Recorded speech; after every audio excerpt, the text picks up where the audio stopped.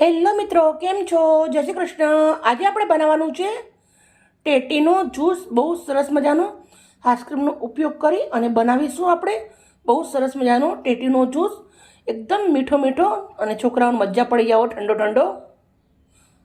સૌથી પહેલાં 2 ટેટી લઈ લીધી છે. સૌથી પહેલાં આપણે ટેટીને સમારી દેવાની છે.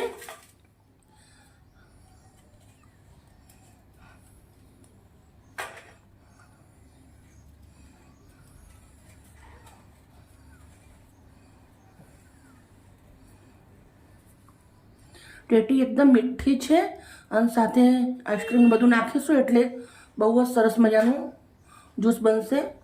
મિત્રો, આપણે ટેટી તો ખાતા જ હોઈએ છીએ, પણ અત્યારે બાળકોને કંઈક નવું જોઈએ છે એટલે આપણે સરસ મજાનો ટેટીનો જ્યુસ બનાવી દેવાનું છે.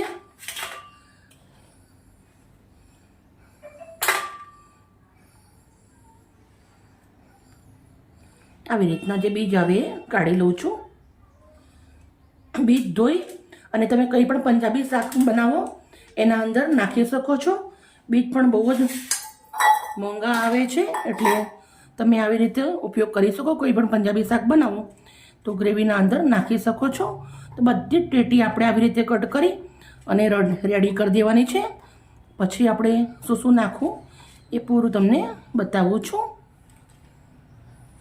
ટેટી સમારી અને રેડી કરી દીધી છે. સૌથી પહેલાં મિક્સરનો જાર લીધો છે.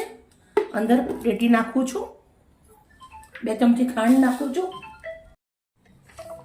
હવે આપણે અંદર ઠંડુ બરફવાળું દૂધ નાખવાનું છે. તમને જે ફ્લેવર ગમે એ તમે આઈસ્ક્રીમ નાખી શકો છો. તો હું મારું મનપસંદ કેસર પિસ્તાવાળું નાખું છું.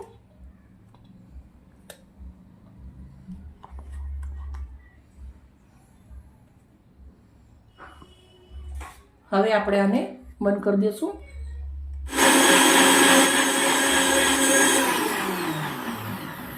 જ્યુસ આપણો રેડી થઈ ગયો છે.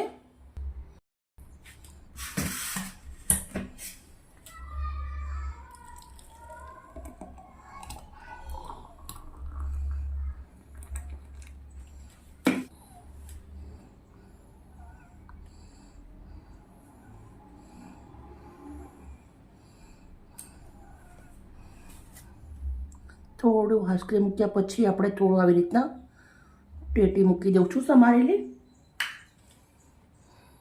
હવે આપણે એક પાઇપ લગાવી દઉં છું. મિત્રો, મારી વિડીયો સારી લાગી હોય તો પ્લીઝ એક લાઇક કરજો. ગરમીની મોસમ છે, તમારા બાળકો માટે, પરિવાર માટે જરૂરથી બનાવજો. કાલે આવી નવી રેસીપી સાથે. ગરમીની મોસમ છે, તમારા પરિવારનું તમારું ધ્યાન રાખજો. Okay, bye bye.